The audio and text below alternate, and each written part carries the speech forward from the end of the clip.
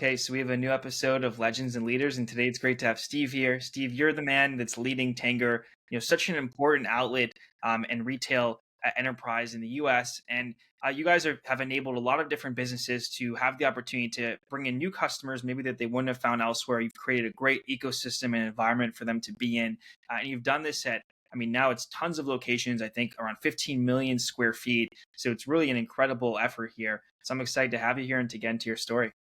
Thank you. Awesome. So just kind of going back to the beginning, like early on, how did your interest in wanting to be a business leader, the retail space, retail real estate, like how did that passion of yours begin? Huh. You want to talk about leadership or you want to talk about business? We can go down any path here. But let's talk about leadership for a second, because that one's always been important to me. It's always been something that's been in the back of my mind. And I go back to going to day camp in the 70s, and the most important, the most fun part of being a camp, I don't know if you're a camper or not, I was was. was color war. And color war, they have one half of the camp against the other half of the camp. But probably the most exciting part about color war is being a team captain, whether you're a camper captain or counselor captain. It's that opportunity to be the leader of the team and take them through this experience, this color war experience, which is probably one of the greatest competitive experiences you'll ever have in life, and to do so and win from a leadership position where people take it very seriously. So you set the strategy, you set the plans, you set the agenda, you discuss what's important, you write the songs, all of the work that you do to build that team for the 5 days of competition, and then when you ultimately win. I mean, to me, that's a bug I've never lost. So I've always been just enamored with the thought of being in a position to collaborate with other great leaders to build something special, inspire the people that are fighting for you, and ultimately deliver great results. Hmm. So you had this interest in being somebody who was a leader, but how specifically did this like passion for retail? Like you worked at Ralph Lauren early on, then you were with Simon. You've always been in the retail space. That's right. Well, believe it or not, my dad was actually a retailer his entire career. So my father started at Macy's in the training program in the 60s. And, retail, they always say retail is a 7-day-a-week job.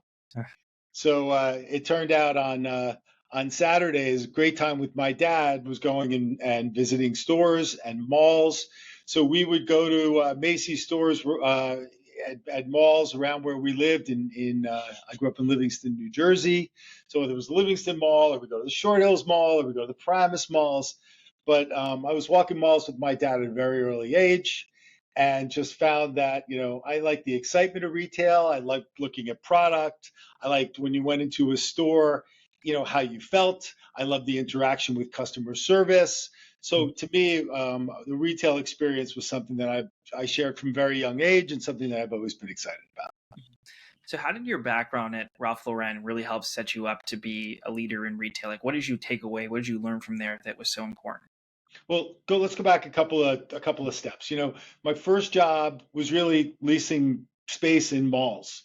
And from there, I went to the Gap and spent a number of years at the Gap, and then to Ralph Lauren.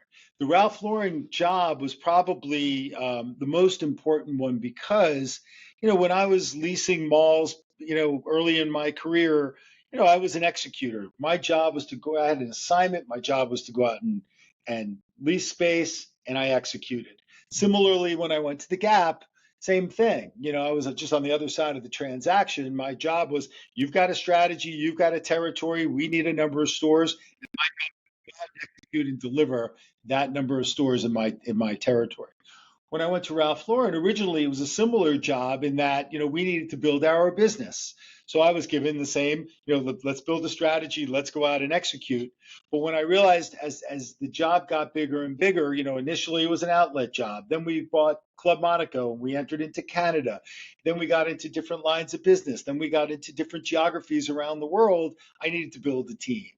So when you build a team, interesting when you're doing deals your whole life and you're passionate about doing the deal. The hardest thing to do is give like the deal to somebody else for them to do it. And that transition of giving away the work and becoming sort of the team leader who was then sort of managing a team of people who were doing that work, it was a hard transition to go through. The leadership piece, it's you have to kind of learn, there's you have to be pragmatic. You have to be willing to share things. You have to be evenly balanced with regard to where you come in and where you allow people to do their job. But when you've spent so much time as sort of the guy that was doing the execution and got so much thrill out of actually signing a deal and opening a store, it was a hard transition to go through. There was just so much work at that time that you really had to step into this role. And what I realized, and it's so funny, I think about, like, open heart surgeons for some crazy reason. The open heart surgeon, if he did every facet of the job, maybe you could do one a day. Well, you're going to do the anesthesia, then you're going to crack the guy's chest, then you're going to do that. The open heart surgeon is the guy, he's got people that he relies on to do each of those different setup jobs and then the closure jobs afterwards, that when they come in, they could just do the part where they get paid the money and move on to the next one. They could do 4 or 5 of them a day. So for me, in order to scale, you really need a team of people that are specialists that can do what they do the best. And that's how we built our team at Ralph. And that stayed with me as I moved on past Ralph.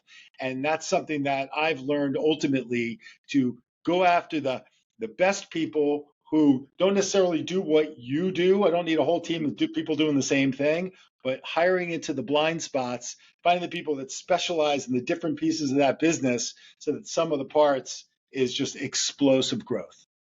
What do you think that, Steve, that you were specifically recognized for that enabled you to become the CEO of Tanger? Was it like this ability you had to go and get these new stores, the lease opportunities? Like, what do you think enabled this role now to happen?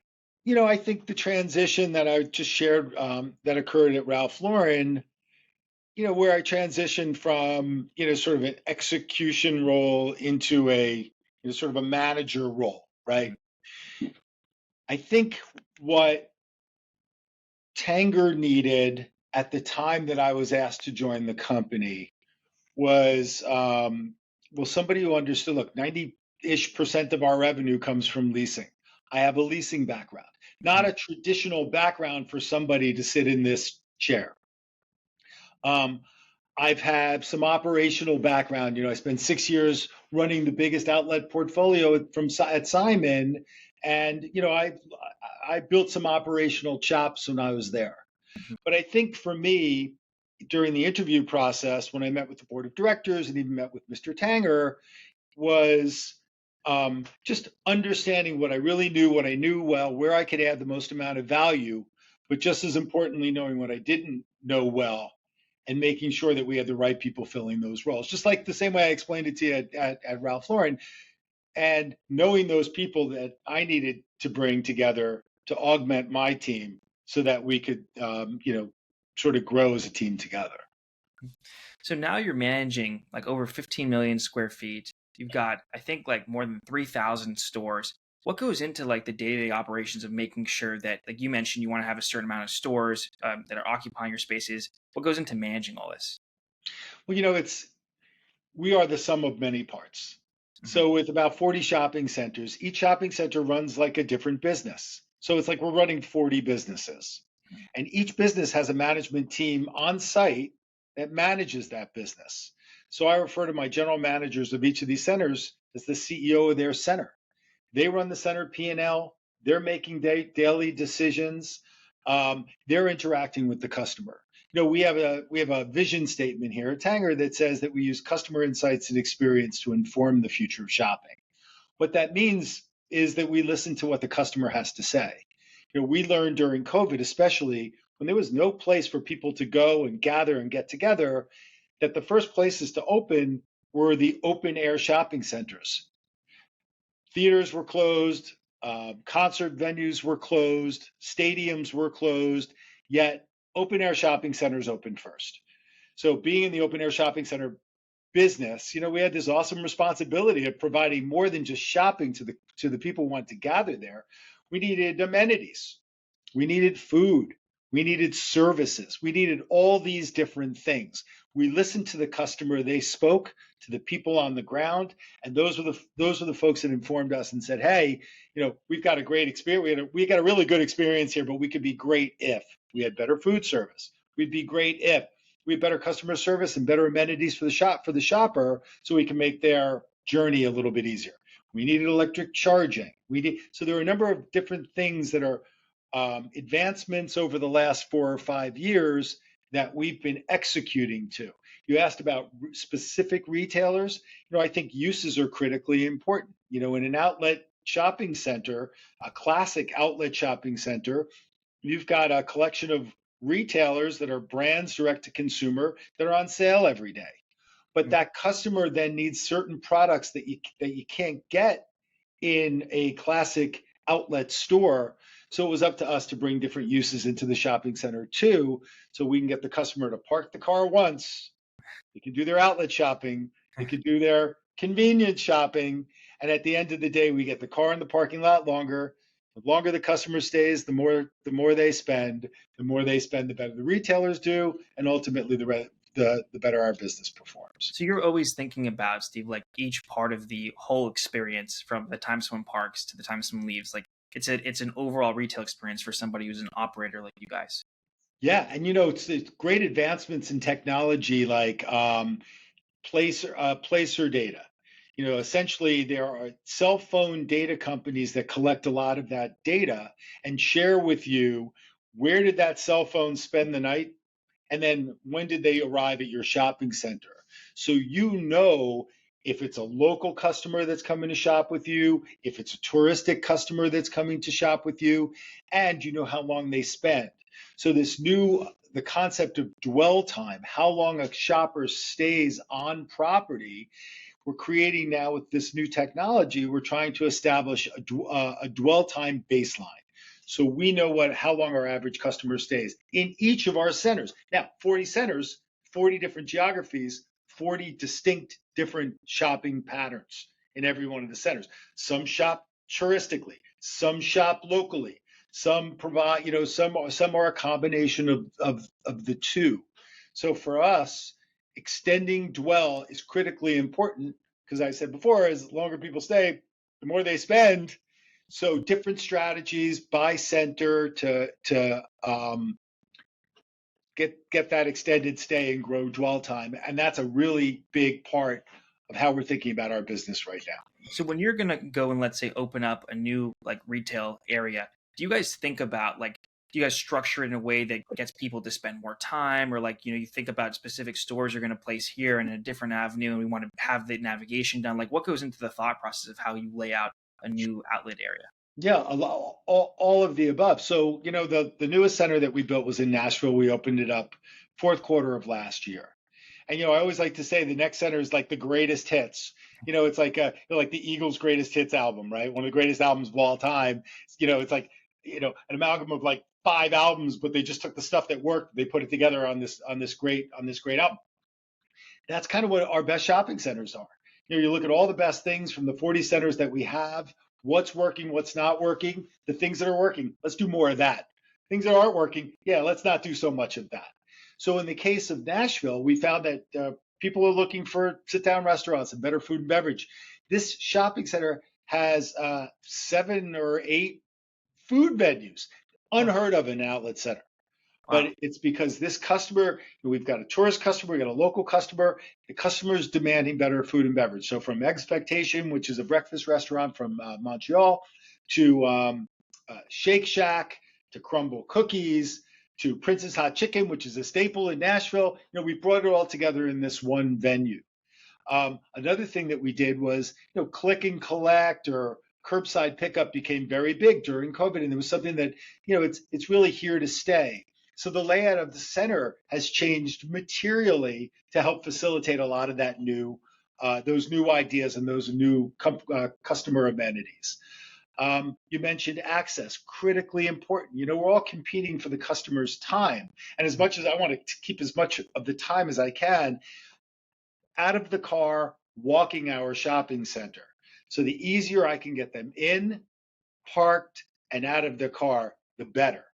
That's great for me. We're constantly thinking about how to create the best possible shopping experience end to end. Part of that is how do we get a customer into the shopping center to begin with? So we're building our technology, using our cell phone. We understand that customers like to window shop online and then execute in store. So our digital transformation put us in a position to tell a much better story online to potential shoppers who want to understand. Maybe they want to know what stores are there. Maybe they want to know what product are in the stores. Maybe they want to know where the biggest sales are. We can share that part of the journey up front. They can do all that research at home, and then we can serve them up with messages and extra offers to get them motivated to get up and get into the center itself. So, Steve, there's a lot of people that that have recently viewed the retail space as, oh, online's becoming so dominant in e-commerce, and a lot of people, those people, would saying the same things about the PC, like the laptop, like, oh, the phone's going to become dominant. But both of them exist today, and both are very important. Where do you see the retail landscape going? Like, how I know you mentioned the digital online, kind of catering towards that. But how do you see the space evolving with like some new technologies, like the self checkout, the cameras, and other things like in general? Yeah, look, I just think as technology continues to advance, we're going to figure out ways to incorporate it into what we're doing. As cars become self-driving, we'll figure out ways to create self-drive. We'll parking for self-driving cars. As Uber and rideshare becomes increasingly more important, the need for parking spaces in the center will become far less important, and we Yeah. can use that land for other things. So I think that we need to stay a half a step ahead. We need to be mindful of what's going on. What worked last year doesn't necessarily mean it's going to work next year. We need to constantly evolve, but more importantly, continue to reinvest, because our centers, you know, every year they get a year older, and there's always going to be new technology. There's always going to be another center. There's always going to be something else that's happening. And as the customers' tastes, preferences, and demand changes, we need to be out there. We say we want to meet the customer where they are, but in order to do so, you have to have a really clear understanding who your customer is. And I think that's something that we probably do as well, if not better, than anybody else. We really take a lot of pride getting to know who our customer is, speaking to our customer, asking a lot of questions, and allowing how they inform us to be what we incorporate as we sort of build the shopping center of the future. Like whenever I've been to a Tanger, I've always felt that the like shopping area is very refined, and it's like concise. Like you feel like you have just the right stores, and they're positioned like pretty smart next to each other. Like you see a lot of the sporting stores in the similar area. You don't have to walk too far. And I felt like it's been very like thoughtfully put together. I mean, that's part of the strategy too. I think some brands like to be next to each other. Other brands want to be as far apart from each other as possible. So we know our customers, we know our retailers well enough to know where to position them. We also know which retailers are the big draws. So you want to make sure that you put your big draws on either side of a shopping center, so it really encourages the customer to walk end to end. Similarly, where the where the high traffic shops are that get the most amount of business, so we know where to position them. And as importantly, is their ability to load merchandise, for us to have people come into our shopping centers that are going to provide inventory, load centers. You want to load from the back, you want to stock up front. It's a very thoughtful, well coordinated, well orchestrated program that the details of which we're thinking about every day and how to improve them. Mm-hmm. So let's just say somebody, Steve, wants to be a brand that's part of Tanger, and I think you guys have over 700 plus brands. What goes into that process? Like, what do you generally look for in a new brand that's trying to join you guys? Getting into the outlet space is very interesting, because not every brand knows that they've got enough product to sign a 10-year lease to sell excess inventory.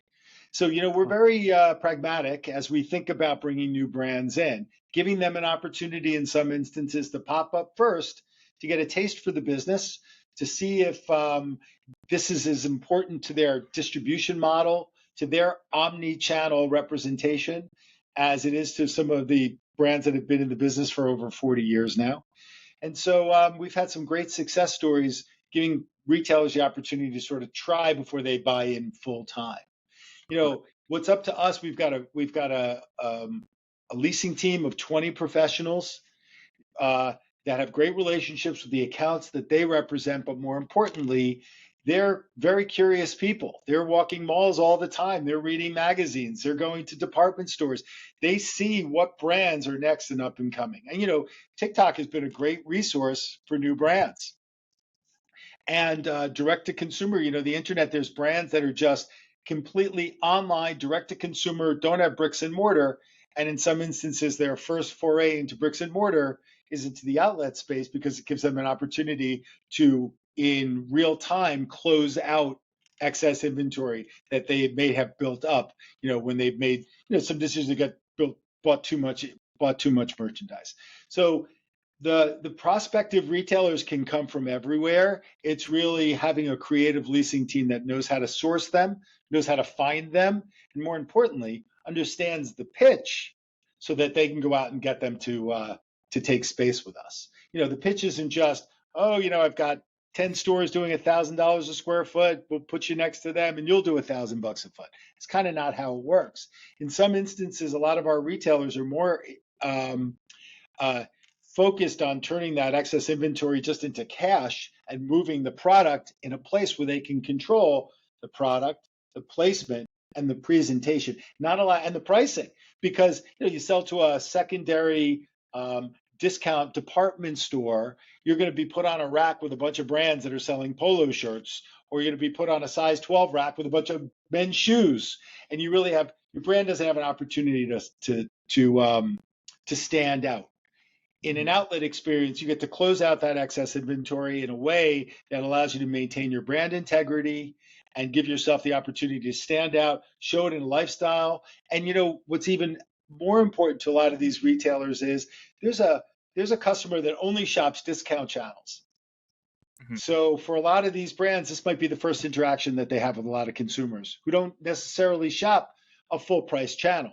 So when they meet a customer for the first time in the outlet space, now they own that customer, whether they get their email information or however they incent that customer to bounce back into their ecosystem. And it's up to them to then trade them up throughout the rest of their retail format. Mm. So you just kind of touched on a bit how you can cater towards different brands that maybe haven't been exposed to the outlet space. Do you see, Steve, like the outlet business model changing at all with how the world's changing now? Like, and if you do, like, what are some ways that it is changing? Well, look, I think what we're seeing, first of all, the outlet shopping centers as themselves, I think what's more important, are the number of the amenities that I discussed with you before. Mhm. Better food and beverage, better entertainment. People want a reason to get off the couch and go gather. I always think of football stadiums, right? When you used to go to a football game 20 years ago, it's freezing cold, the food's not good, the bathrooms are dirty, and it's hard to park. Mhm. How and now with everybody watching on 100-inch televisions at home, I mean, that's tough to compete with. Mhm. So how do you get people out? How do you fill stadiums? Because they're evolving. Better food, better parking, VIP experience, better amenities, more things to do. So if we can make the narrative shopping in shopping centers similar, Mhm. where we got to convince people that it's more fun to get off the couch and come and do it live as opposed to sit home and shop on your phone. That's really a responsibility that we have. And that's where I think a lot of that evolution is going to take place. Mhm. And just the last question I have, what do you want to accomplish now? What would you say are some of your short-term, long-term goals, like from a personal perspective as well as the leader of Tanger? Well, look, I'm relatively new as leader of Tanger. I think we've got a lot of runway ahead of us. Um, Last year, we bought our first non-outlet shopping center, and we think that that's a great opportunity for us. A lot of the retailers in our outlets are also retailers in full price. We think that there's plenty of markets where we can bring what we do better than anybody else, and I think that we're great operators. We're very smart leasing people, but more importantly, we're really strategic marketers. We know how to get people into our shopping centers. We know how to program a shopping center. We know how to create entertainment, make it fun, make it a place that people want to go and really spend a lot of time. So I think we can lend that muscle to a number of other properties around the country, which we're currently looking at and thinking about adding to our fold. For me personally, I think one day it'd be great to be a color work captain again. Somebody said to me, it's really interesting. Somebody said to me, he goes, because I spent my life as a camper and as a counselor, and somebody said, I thought you'd own a camp one day. And I was like, I kind of do. It's like, I think about my leasing team is, they're the waterfront, and you think about your operations team, they're running the camp. It's really, if you think about the parts of this business and what we have to do in order to advance it, it's really making sure you got specialists in each of these different areas that know their business, know what they're doing, but you give them the opportunity to be creative, to think strategically, to build their teams as needed, and then ultimately the sum of those parts really causes this great thing that we call Tanger here. And it's just been an unbelievable thing to sit back and watch, and we're really having we're having a great time doing it. So I look forward. I hope I get to do this for a much longer time, and maybe after that, I'm happy to share the story and look back and tell everybody how we put this all together. It's been a lot of fun. 100%. Well, appreciate you taking the time and doing this. I think your leadership already has made a big impact at Tanger, and I know that whenever I've been there, the experience has always been great. And Thanks. there's a lot of brands that have needed the opportunity to have access to the outlet space in a more premium way, and you guys have given them that, and that's super important. I look forward to seeing what you do next and how your journey continues. Thanks so much. Thanks for having me. I appreciate it.